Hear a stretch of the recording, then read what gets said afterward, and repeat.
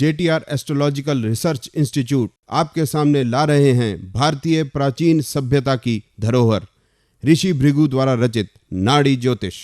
आपके मार्गदर्शन के लिए हमने अद्वितीय पुस्तकों की रचना की है।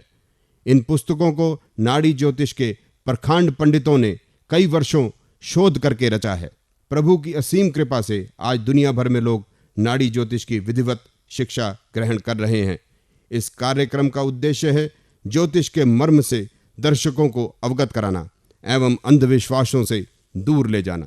मंगलिक दोष, काल सर्पयोग, गंडमूल नक्षत्र, साढ़े सती आडंबर है। नमस्कार दर्शकों, स्वागत है आपका नाड़ी एस्ट्रोलॉजी के इस कार्यक्रम में। आज हम प्रेम किशन गुप्ता जी के साथ चर्चा करेंगे संपत्ति और वाहन की। आज चर्चा करेंगे कि जातक कब संपत्ति खरीदता है, कब वाहन खरीदता है और कब उसको बेचता है। साथ में यह चर्चा भी करेंगे कि वह संपत्ति या वाहन खरीदने का पैसा कहाँ से लाएगा। मतलब क्या वो लोन लेगा या उसको पिता से या कहीं और से वो पैसा मिलेगा, रिश्तेदारों से मिलेगा, दोस्तों से मिलेगा, और क्या वो जो पैसा मिलेगा वो उसको वापस चुका पाएगा या नहीं। और भी चीज़ों की बात करेंगे गहराई में। तो स्वागत करते हैं प्रेम किशन गुप्ता जी का इस कार्यक्रम में। नमस्कार जी। नमस्कार गुप्ता जी, आपका स्वागत है इस कार्यक्रम में। गुप्ता जी, सबसे पहला मैं ये प्रश्न करना चाहूँगा आपसे कि संपत्ति आदमी, कोई जातक अपने जीवन में किस समय पे खरीदता है? देखिए उमंग जी, जहाँ तक संपत्ति परचेज करने का सवाल है तो नाड़ी एस्ट्रोलॉजी में संपत्ति के जो हमारे कॉम्बिनेशंस हैं वो है 4, 11, 12। चौथा घर संपत्ति की इच्छा धारण करने का, संपत्ति को लेने का है। 11वां घर आपकी इच्छा की पूर्ति का है और 12वां घर कुछ खर्चा करने का है कि बगैर खर्चा किए आपको संपत्ति नहीं मिलती। तो जब 4, 11, 12 आएगा हमारे कुंडली में तभी हम संपत्ति की तरफ जाएंगे और संपत्ति परचेज कर पाएंगे। लेकिन उमंग जी, इसमें एक चीज़ और ध्यान रखनी है कि संपत्ति के जो नेचर की तरफ से सिग्निफिकेटर्स हैं हमारे, वो मंगल और शनि हैं। तो मंगल और शनि का भी हमारे डीबीए में होना या डीबीए के साथ कहीं बैठना उनका बहुत ज़रूरी है। मतलब मंगल शनि का दशाओं के अंदर आना भी बहुत ज़रूरी है, अवश्य। अच्छा, लेकिन आजकल की ज़िंदगी में जहाँ पर प्रॉपर्टी या संपत्ति खरीदना बहुत महंगा हो गया है, हाँ, तो आजकल जो भी कोई संपत्ति खरीदता है तो उसके लिए लोन लेता है। हाँ, तो अगर बैंक लोन है या कोई इंस्टीट्यूशन लोन अगर आप ले रहे हैं तो उसमें 6 नंबर का इन्वॉल्व होना जरूरी है। 4, 11, 12 के साथ 6 भी लग जाएगा उसमें। और अगर पिता से या किसी रिश्तेदार अगर आप लोन के अलावा अपने रिश्तेदारों से, भाई से, पिता से या और दोस्तों से भी पैसा ले रहे हैं तो उसमें 8 और इन्वॉल्व हो जाएगा। मतलब फिर टोटल 4, 6, 8, 11, 12 हो जाएगा। तो जब 4, 6, 8, 11, 12 हो जाएगा तो आप अपने बैंक से लोन भी लेंगे और अपने रिश्तेदारों से पैसा भी लेंगे। तो कोई हॉरोस्कोप या जन्म कुंडली लगाकर, हाँ आप देखें, अब जन्म कुंडली लगा करके हम अपने दर्शकों को बता सकते हैं कि किस प्रकार से ये संपत्ति खरीदी जाती है, किस समय पे खरीदी जा सकती है। हाँ बिल्कुल बिल्कुल। तो ये एक जन्म कुंडली लगाते हैं। हाँ लगाइए। ये जन्म कुंडली सामने है सभी के। तो इसमें केतु जो ग्रह है इसके अंदर 4, 8, 11 4, 8, 11 आ रहा है। बिल्कुल ठीक है। ग्रह में भी आ रहा है और उपनक्षत्र में भी आ रहा है। हाँ जी। और सूर्य और शुक्र में कहीं भी इसका जिक्र नहीं है। ऐसा कोई जिक्र नहीं है। 7 ग्रह तो प्रॉपर्टी या संपत्ति खरीदने को बता रहे हैं। हाँ जी। तो दशा अंतर प्रत्यंतर नॉर्मली इन्हीं ग्रहों की चलती रहेगी, 9 में से 7। बिल्कुल ठीक है। तो ये जो व्यक्ति है इसका मतलब संपत्ति खरीदता ही रहेगा, खरीदता भी रहेगा, बेचता भी रहेगा, क्योंकि कुछ ग्रहों में संपत्ति बेचने का योग भी है। बेचने का योग भी है। तो इसका क्या मतलब निकालेंगे? नहीं, इसका मतलब ये होगा कि ये कुंडली एक बिल्डर की होनी चाहिए। ऐसा व्यक्ति जो प्लॉट खरीदता भी है और बेचता भी है, जिसका बिजनेस ही है जो रोज ही खरीद बेच कर रहा है, तो ये बिल्डर ही होना चाहिए। तो बिल्डर ही होगा वो। तो ऐसी कुंडली बिल्डर की हो सकती है।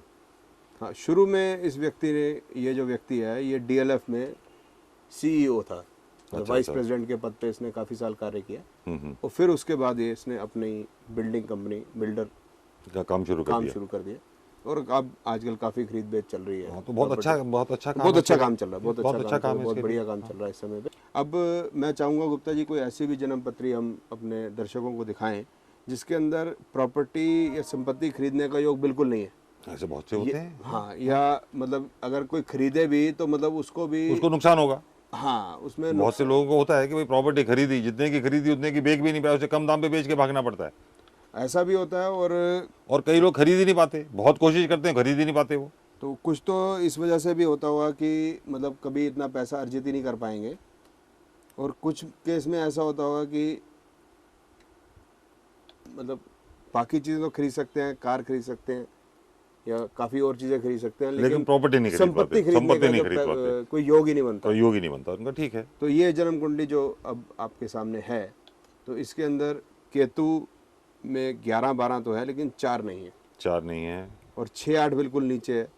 शुक्र में कहीं 4-11-12 नहीं है, 3-11-12 3 है। 11 12, तो 3 तो 4 से 12वां हो गया ना। देखिए, तो ये तो तंग वो तो करेगा, संपत्ति को ना कर रहा है, संपत्ति को ना करेगा, या कोई संपत्ति अगर होगी भी तो वो उस संपत्ति पे डिस्प्यूटेड होगी, वो झगड़े वाली में डिस्प्यूट कहीं होगी। कोई ना कोई तो ये जन्म कुंडली जो अब आपके सामने है, तो इसके अंदर केतु में 11-12 तो है लेकिन 4 नहीं है, 4 नहीं है, और 6-8 बिल्कुल नीचे है।